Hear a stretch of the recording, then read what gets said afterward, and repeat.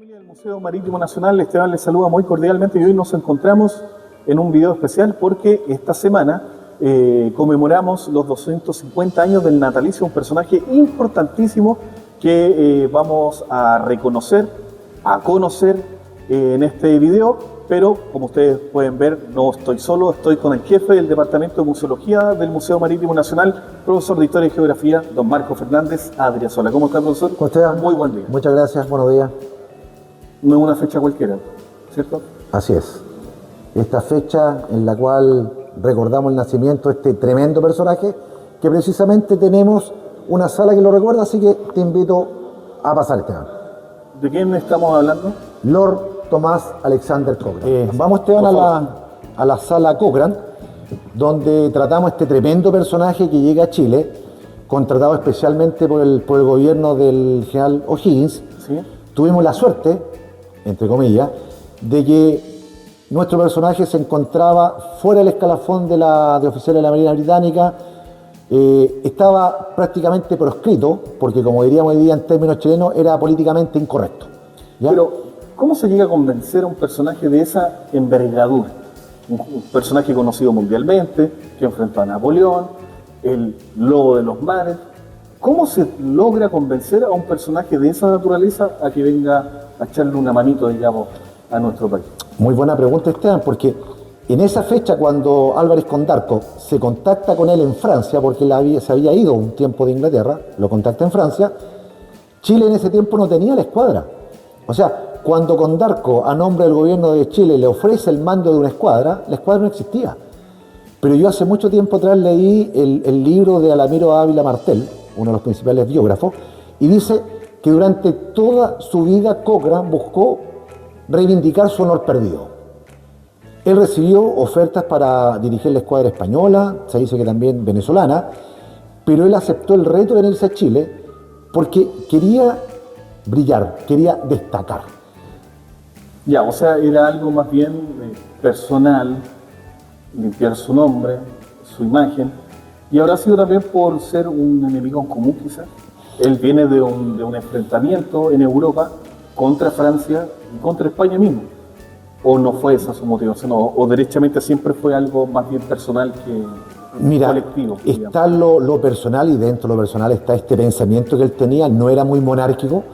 De hecho, él viene a América para terminar con la dominación monárquica española en América, pero también viene con la intención de radicarse en Chile. No sé si tú sabes que a Cochrane, al poco tiempo que llegó, le dieron la carta de ciudadanía chilena. Claro. Y cuando se despide de Chile, me adelanto un poco, hay una carta muy bonita, un manifiesto en la cual se despide de sus conciudadanos. De hecho, si la memoria no me falla, esa carta comienza con chilenos, compatriotas. Correcto. ¿Cierto? Correcto. Ahora, hablando de su residencia, mucha gente habrá escuchado que Cochrane residió en Valparaíso. Sí. ¿Fue así? Sí, pero durante muy poco tiempo. De hecho, vivió más tiempo con su familia en la Casa Colorada, que el gobierno le había entregado para que él residiera en Santiago. También se compró una hacienda aquí en Quintero. Él tenía mucha plata. Él ganó mucho dinero con las presas de guerra cuando fue comandante de los buques españoles, sobre todo el Speed. ¿Ya? Se hizo rico. Pero ¿existe alguna vinculación, por ejemplo, con el Museo Lord Cochrane en el Cerro Cordillera, sí, con su residencia en Chile? Sí, ¿O no es nada? no, ese es uno de los muchos mitos históricos que existen. Sí. Él residió en una parte de lo que era el castillo de San José, pero para nada lo que hoy día conocemos como la casa o el Museo Lord Cochrane. De hecho, eso más se acerca a Moat, que fue este inventor, este astrónomo, que vivió en ese sector. Pero si tú me preguntas si alguna vez Cochrane estuvo en ese lugar, nunca. O sea, en conclusión, su residencia oficial fue Quintero. Estuvo, mira, tenía que ir a Santiago por temas de apurarlo al gobierno, al Estado, etc. Residió mucho tiempo en Quintero, y aquí en Valparaíso tenía esa residencia, pero era de paso. Y no te olvides que después su señora vuelve a Inglaterra, por lo tanto, él ese tiempo principalmente estuvo en Quintero. Y la cantidad de años, sumando todos los meses que estuvo, embarcado. Ahora, dijo una palabra clave ahí que sería bueno aprovechar este video de aclararlo. Mucha gente piensa que como Cochrane hablaba inglés, era inglés. No, pues él era escocés. porque ese es un detallito, pero Importante. que es Bueno, sumamente importante. la familia Cochrane es una de las más distinguidas y más antiguas de Escocia. De hecho, él heredó el título de Lord Cochrane, que era el 10º conde de la familia Dundonald. A la muerte de su padre, él fue el 10º conde. Por lo tanto, imagínate, si estamos hablando de, esto fue el año 1830, 40, imagínate la cantidad de los otros lords que habían para atrás. Él era escocés. Bueno, por lo que usted mencionaba, Álvarez Condarco realiza el trámite respectivo y para las pretensiones de nuestro país es convencido y se contrata a este gran refuerzo, ¿no? Llega a nuestro país a bordo de la fragata Rose, ¿cierto?, a Valparaíso y comienza una misión importante. ¿Cuál era la misión de Cochrane en Chile específicamente? Mira, ¿Cómo la podríamos definir en palabras sencillas el objetivo de su contratación? la orden que tenía era terminar con la presencia naval española en las costas del Pacífico. Y el punto a apuntar era el virreinato del Perú y específicamente el Callao, donde estaba la fuerza virreinal marítima naval. ¿Es para usted, como especialista en la materia, Lord Thomas Alexander Cochrane el organizador de la Armada de Chile? Sí. ¿El autor material de este sueño de O'Higgins? Mira, separemos las cosas. Todos hablan de que el gobierno de O'Higgins se destaca a O'Higgins como el creador de la primera escuadra nacional, las bases de la actual Armada de Chile. Pero aquí, en rigor histórico, O'Higgins tuvo a un Manuel Blanco Encalada y a un ministro Centeno, que fueron los encargados de la nada crear esta escuadra, aplicar impuestos, comprar buques, contratar marinos, principalmente norteamericanos y británicos, porque en Chile no había marinos, comprar cañones, comprar buques, y el que vino a organizar esta escuadra fue Lord Thomas Cochrane. Porque tú me puedes decir, bueno, ¿y qué pasó con Blanco Encalada, el zarpe de la primera escuadra, el primer triunfo? Sí, pero resulta de que no existía ese orden que hubieran querido. Podemos hablar de profesionalizar esa armada que ya zarpa, Sí, sí. ya está en el mar. Pero Cochrane, con su inclusión, podemos catalogar como que esa armada comienza a profesionalizarse, porque ya tenemos la Academia de Jóvenes Guardia Marina en el bolsillo. Ya está, ya existe. El zarpe de la primera escuadra ya está, en octubre. Pero el mes siguiente llega el personaje a nuestro país, pero podemos hablar de que él, en ese sentido, lo que ya está construido, lo perfecciona, por llamarlo de alguna forma. Sí, lo perfecciona, y hay otra cosa muy importante asociada a su figura. Cuando llega Cochrane, tú lo dijiste, el Blanco Encalada estaba pero en la gloria, disfrutando el triunfo de lo que había sido un par de días antes, menos de un mes, la captura de la reina María Isabel. Llega este marino escocés, pero venía precedido de una tremenda fama. Era uno de los principales marinos, capitanes, o sea, capitán de navío, de la Armada Británica, que había derrotado a Napoleón, o sea, de la potencia marítima. Y yo, mira, Esteban, tú que eres guanderino, yo cuando hacía guías, le decía a los niños, miren, ¿ustedes son de Valparaíso? Sí. ¿Son guanderinos? Sí. Imagínense si al Wander le llega de refuerzo Messi. Guardando las proporciones, el mejor capitán de la Armada Británica que llegue a Chile, que estaba en pañales preparando esta escuadra, es ese golpe de confianza y de profesionalismo. O sea, llegó Cochrane y había un problema político muy, más que político, profesional y de prestigio. Entonces decían, chuta, aquí tenemos un problema. Ascendimos a Manuel Blanco Encalada, almirante, y a Cochrane le ofrecimos el mando de la escuadra como almirante. Tenemos 2 almirantes para 4 buques. Tú lo sabes muy bien como profe de historia también, que Blanco Encalada da un paso al costado y dice, yo feliz de quedar como segundo jefe de la escuadra detrás de este tremendo marino. Y con eso se soluciona todo. Fechas, como profe de historia no me gusta hablar de fechas, Sí. pero Cochrane llega en noviembre. Y no te olvides que en enero ya está zarpando la primera expedición. O sea, podríamos decir que en un mes prácticamente organizó. ordenó los problemas, estas envidias, esta rivalidad entre marinos norteamericanos, británicos, los pocos chilenos. Él dijo, aquí, el mando del buque va a ser aquí, falta esto. Insistió hasta el cansancio al gobierno, oiga, en el archivo Cochrane del archivo, la cantidad de documentación que hay que prueba la preocupación y la insistencia de Cochrane ante el gobierno. Oiga, no tengo hombre, oiga, no tengo charqui, oiga, no tengo... Y presionó tanto. Ahora, ese es un punto importante respecto al vínculo de Cochrane con su tripulación, con su gente. Él no llega solo, por supuesto, él llega con gente de confianza. Correcto. Y una de las cosas que pregunta la gente cuando visita el museo y cuando trata de conocer en profundidad a este personaje, ¿cómo lo hizo con el idioma? En ese sentido, Blanco Encalada fue clave para, por ejemplo, la tripulación que era chilena, no digo 100%, pero sí no hablaba inglés, lo más probable, versus a estos oficiales que vienen a hacerse cargo que quizás no hablan español. ¿Cómo fue el tema idiomático? Porque algunos mencionan, corríjame usted, que ocurrieron intentos de motines producto de esta vinculación oficiales, tripulación, o como llamaríamos hoy día, oficiales gente de mar. Mira, hubo un problema no solamente con el idioma sí era un problema para comunicarse. ¿Sí? De hecho, me voy un poquito atrás a la captura de la reina María Isabel, realizada por Blanco Encalada, y resulta de que todos los oficiales, o la mayoría de los oficiales, eran ingleses y daban las órdenes en inglés. Por lo tanto, Blanco Encalada dicen que quedó afónico, está en las memorias de Miller, dando órdenes a estos pocos chilenos que eran los que tenían que hacer la maniobra. Pero aparte de eso, estaban, yo soy británico, oiga, yo más que el chileno. Y el chileno decía, oiga, pero ¿cómo? Y eso con la llegada de Cochrane se terminó. Pero aquí hay un punto muy importante. Hay una litografía de cuando se llama contratar gente, o que se están embarcando gente en la Palas, y se coloca comandante Lord Cochrane. Tenía muchos candidatos. ¿Por qué? Porque él tenía una fama. Y él sabía, la gente que iba en su tripulación sabía que iban a capturar buques. Y en ese tiempo, Esteban, te recuerdo que existía el Código de Presas de Guerra. Bueno. Yo capturo un buque, una parte del Estado, y la otra se divide del almirante al auto me promete. Por lo tanto, no solamente era valentía para luchar, sino que también recibían este premio. Y eso hizo de que muchos problemas se terminaran porque sabían que con Lord Cochrane, al mando de la escuadra, iban a haber presas.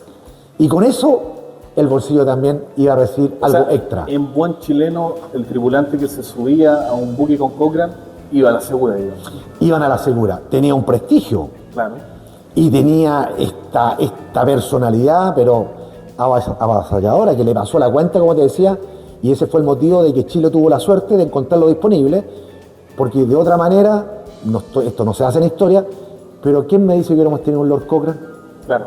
Ahora, hablando de lo que tenemos aquí en la sala, una de las primeras cosas que Cochrane trajo fueron estos uniformes. Sí, los uniformes principalmente. De hecho, aquí tenemos réplica del almirante y del capitán, que está un poco maltrecho porque, bueno, sabemos que los visitantes lo tocan, aunque no lo debieran hacer, Sí. pero él trajo los uniformes, pero más que eso, él trajo una serie de elementos asociados a su experiencia en Europa.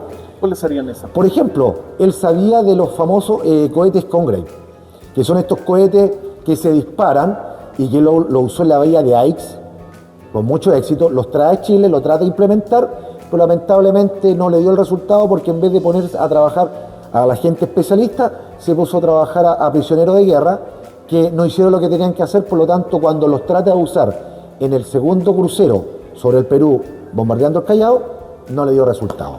Ese es un punto interesante porque de alguna forma está anclado con lo que está atrás suyo. Sí, claro. En la maqueta. Porque hablamos de un mega personaje que de alguna forma no le fue bien en Perú.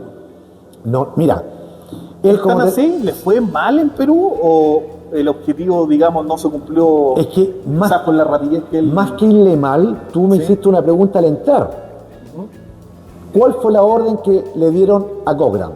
Terminar con la presencia española en el Pacífico Sur. Realiza el primer crucero, se pasea en el Callao, pero los realistas o españoles no salen a enfrentarse. Vuelven, preparan la segunda expedición, atacan el Callao con muy poco éxito. Los buques españoles no salen a combatir, no destruyen ninguno. Por lo tanto, ya está frustrado. Ya no ha cumplido lo que tenía que cumplir. Por lo tanto, como tenía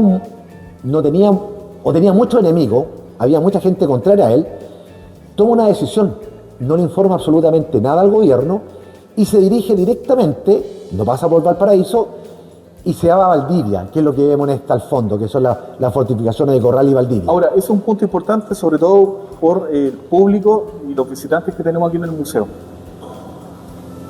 ¿Por qué era tan importante Valdivia? Uno pensaría Santiago, Valparaíso, pero Valdivia para los españoles era un punto fundamental. Muy importante. ¿Por qué? Sí. Bueno, ya lo estábamos conversando hace un rato atrás, Esteban, de que Chile era un reino dependiente del virreinato del Perú. O sea, ¿dónde estaba el foco de atención de los españoles, de la monarquía española? En la zona de Centroamérica, Panamá, México, luego seguimos con Perú, en el que allá hay unas tremendas fortificaciones, pero en Chile, ¿dónde teníamos fortificaciones? En Valparaíso un par de fuertes, ¿Sí? pero estaba todo centrado en Valdivia. ¿Por qué? Porque Valdivia era el puerto mejor protegido, con buena agua. De hecho, hay un fuerte que se llama Aguada del Inglés. Claro. ¿Por qué? Porque luego de navegar tantos meses, hasta meses, porque en cruzar el estrecho de Magallanes o el Cabo de Horno, si te pillaba mal tiempo, un temporal, podías estar semanas tratando de cruzarlo. Por lo tanto, llegaban, tenían buena agua, tenían madera y tenían alimentación. Y no te olvides que los españoles habían sufrido la pérdida de Valdivia por los holandeses, que atacaron Chiloé y también Valdivia. Y el virrey del Perú, Marqués de Mancera, cuando se van los holandeses, manda a su propio hijo para fortificar esta zona porque era tremendamente importante para cuidar la parte austral de Chile. No te olvides que le llaman el Gibraltar de América. ¿Es Valdivia el centro de operaciones del ejército español? ¿De la fuerza española? Sí, sí. Mira, te repito, Valparaíso habían dos fuertes. Santiago no habían. Luego nos pasamos a Chiloé, pero Valdivia era la concentración. Más de 12 fuertes. 1.500 hombres en su mejor momento. Este era el cerebro de la defensa española, pero que venía de siglos anteriores. Ahora, nosotros quedamos con que Cochrane, digamos en buen chileno, dedicado se vino sin avisarle prácticamente al mando. A nadie. O sea, pasa directamente, Llega a este territorio. hace un reconocimiento y dice, lo puedo hacer. Es más, captura un buque, una nave, y le entrega al práctico el plano de Moraleda. ¿Qué es lo que es el plano de Moraleda? Es un levantamiento de la zona que hizo un piloto muy famoso, de ese apellido, en donde aparecía todas las cotas, sabía lo que podía y no podía hacer. ¿Y qué hace Cochrane? Dice, lo puedo hacer. Y se devuelve a Concepción, donde el intendente de la zona, el general Ramón Freire, le dice, lo apoyo. Le pasa a otro buque, dos pequeñitos, el Intrépido y el Moctezuma, y al famoso coronel Jorge Bochet, que se dirigen a esta zona, tratan de atacar por sorpresa, pero un buque, una lancha, un bote se le mueve con el viento y los españoles se dan cuenta, es un engaño. Y ahí comienza este ataque, Esteban.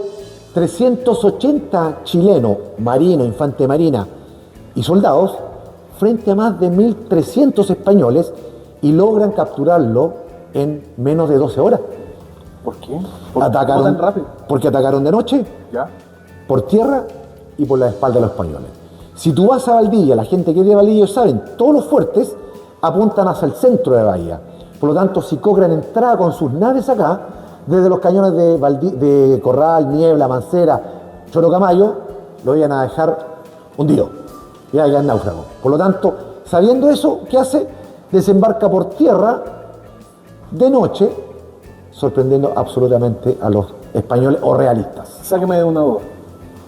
Yo leí por ahí que una de las estrategias que ocupó Cochrane acá también fue que algunos de los integrantes de su equipo iban por tierra también, arrastrando mallas con piedras para dar la sensación de Sí, que señor. no son pocos, sino que son más de lo que podría pensar, por ejemplo, los cuidadores de un fuerte que era el destino, digamos, de Cochrane en cada uno de ellos. ¿Fue tan así Sí. esa estrategia? En las memorias de Miller, Sí. dice expresamente, porque Miller es el jefe de la infantería de marina. Allí Cochrane iba desde una chalupa con una bocina dirigiendo el ataque por mar, pero por tierra iban los infantes de marina al mando de Miller y los militares al mando de Bochev. Y en la memoria Miller dice de que iban sacos con piedras siendo arrastrados por estos soldados. ¿Sí? ¿Para qué? Para que los españoles defensores pensaran que eran estas ruedas de los cañones que iban. Y de noche, oscura, y el ruido, pensaban eso, y no, oye, 12 horas en capturar todos. Fuerzas 3-1. Cochrane logra su cometido. Hay españoles que se van a refugiar a Chiloé, pero aquí hay un punto importante. Los asaltos anfibios, ¿se ven acá? Pero claro, este es uno. Este es uno.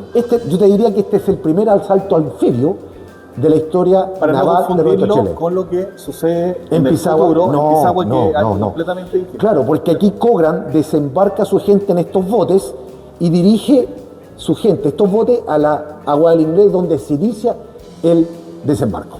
Ahora quiero anclar el acto de Valdivia con lo que está acá. Sígame por aquí. Sígueme, camarita. ¿Por qué?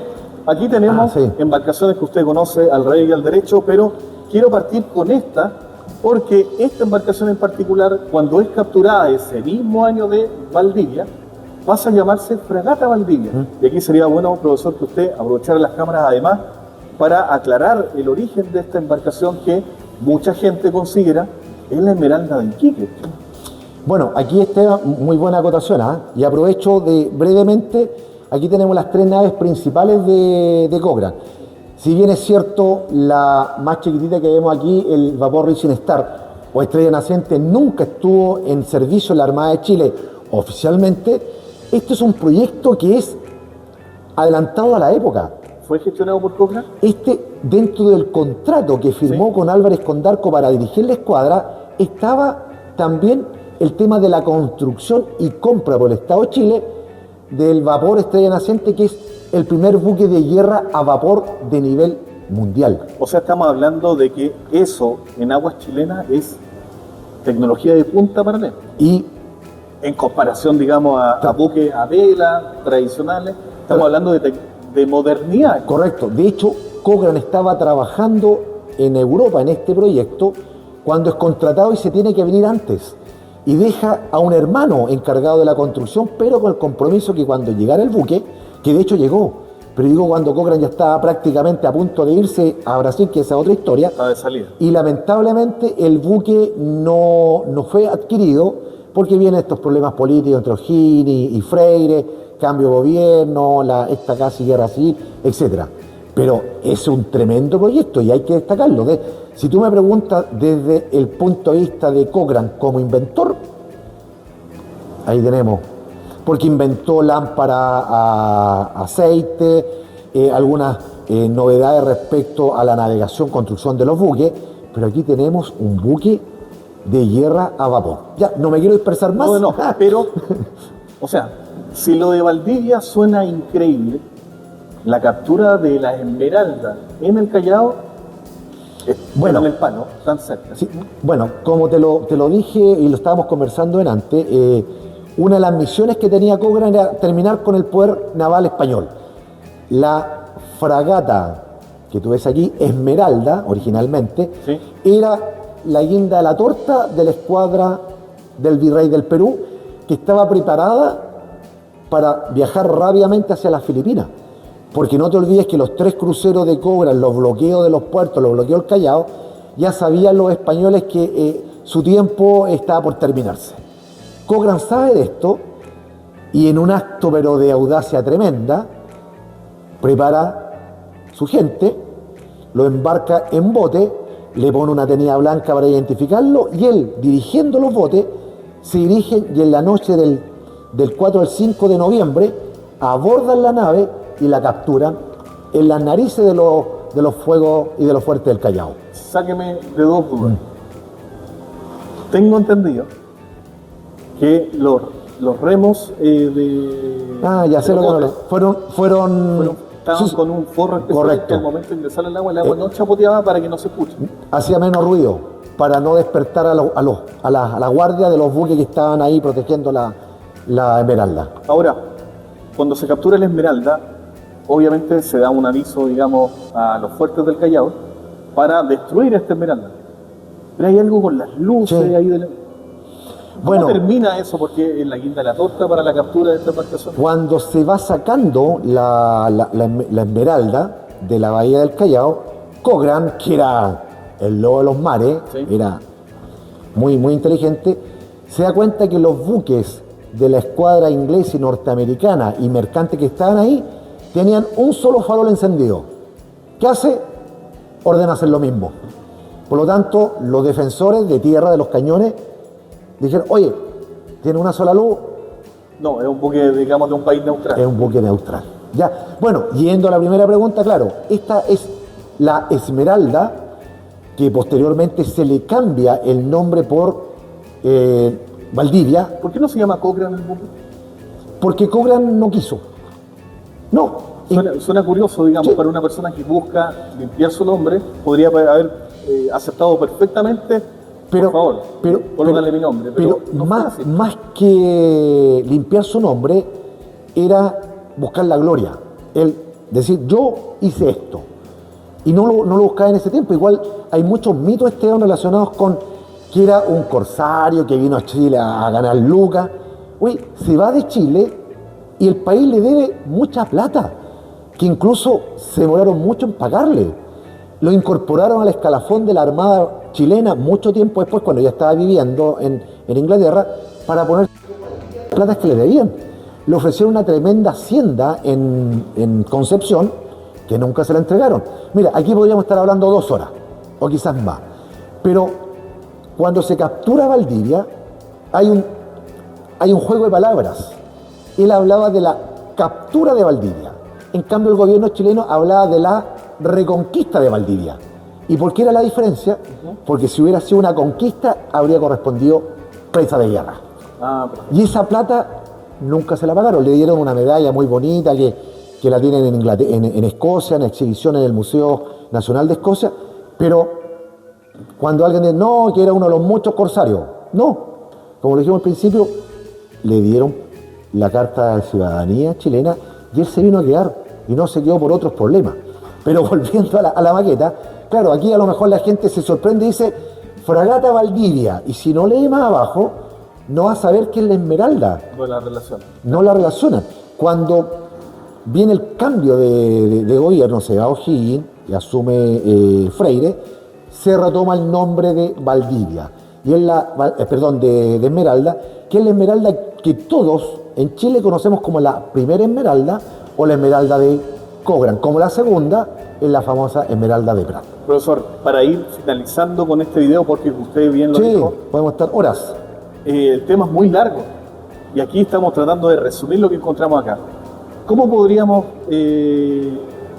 concluir con este gran personaje histórico en la historia de nuestro país? ¿Cómo lo podríamos resumir? ¿Por qué finalmente se fue de acá? ¿Y cuál es su gran legado dentro de la historia de la Armada de Chile principalmente? Mira, tratando de ser bien resumido, Continuando con esta interesantísima conversación con el profesor Marco Fernández en la sala de Lord Cochrane, no estuvo mucho tiempo en Chile este personaje, y eso es lo que llama la atención, porque es un personaje importantísimo, siendo que estuvo 5 años en Chile. ¿Por qué se va? mira, en realidad Esteban saca la cuenta, él llega en noviembre del año 1818 y se va en enero del 23. O sea, Menos de 5 años. tuvo todo el 19, 20, 21, 22, o sea, 4 años y meses. Bueno, él se fue contra su voluntad en realidad, porque justo en ese proceso, en ese momento, cuando él llega de la expedición libertaria del Perú, Chile está con problema con plata, están cortando los recursos para los buques, se desarma la escuadra, empiezan los problemas entre O'Higgins y Freire, él era amigo de ambos, y en esa situación recibe la invitación para dirigir la escuadra brasileña del Imperio de Brasil luchando contra los portugueses. Se va, tiene una participación brillante, de hecho lo nombran Marqués de Marañón por una batalla tremenda que fue la batalla de Marañón, vuelve a Inglaterra, luego pelea en la guerra de los griegos contra los turcos y regresa a Inglaterra, golpea la mesa y le dice, ya, ustedes me hicieron un juicio injusto, me sacaron de la armada, me quitaron la orden del baño, ahora exijo que se reabra el juicio. Y por suerte también había muerto el rey, había uno nuevo, y Cochrane logra lo que había buscado durante mucho tiempo.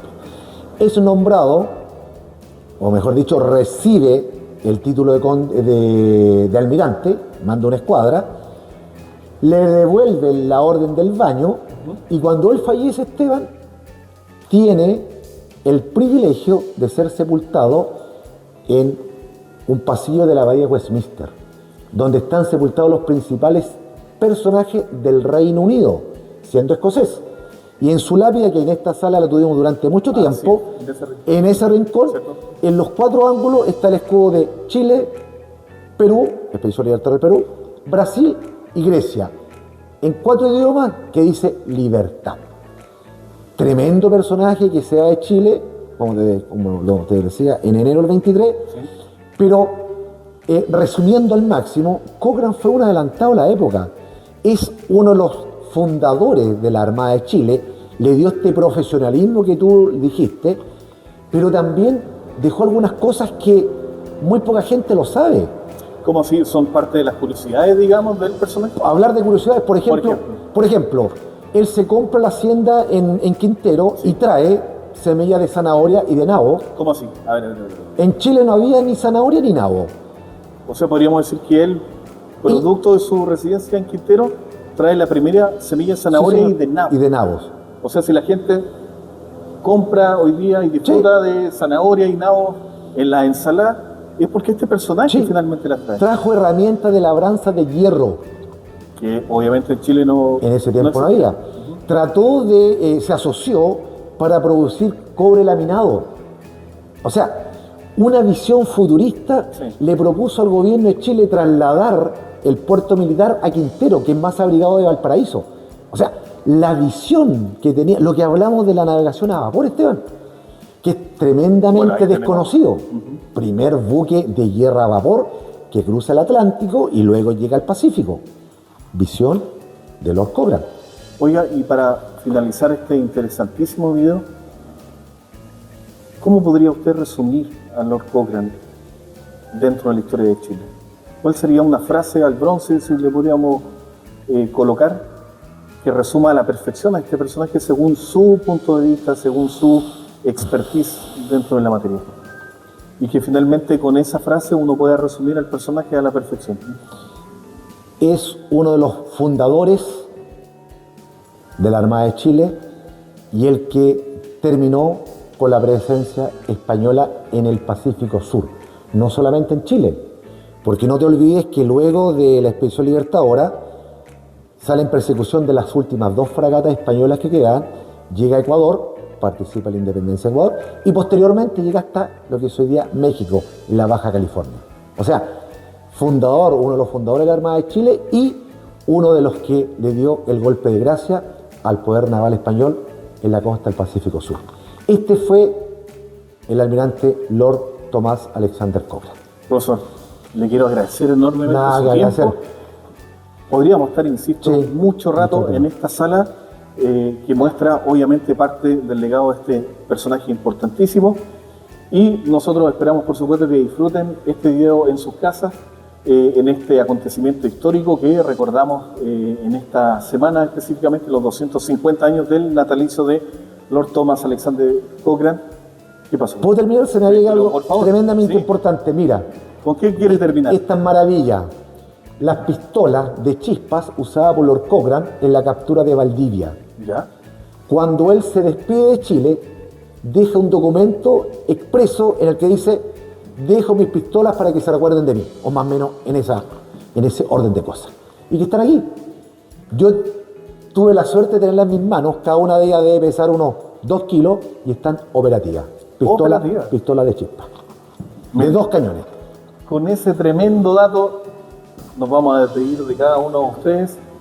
Espero, insisto, que hayan disfrutado de este interesantísimo video junto al profesor Marco Fernández en nuestra sala Lord Cochrane. Así es que si quieren conocer más detalles al respecto, por favor visiten nuestro museo, visiten nuestra página web, visiten también el Archivo y Biblioteca Histórica de la Armada y toda la información que también tenemos concentrado en nuestras redes sociales, en Facebook, en Instagram y en YouTube. Profesor, nuevamente, muchas gracias, Esteban. Gracias a tu disposición, el tiempo que me queda. Nos veremos en una próxima oportunidad. Que estén muy bien. Chao, chao. Chao.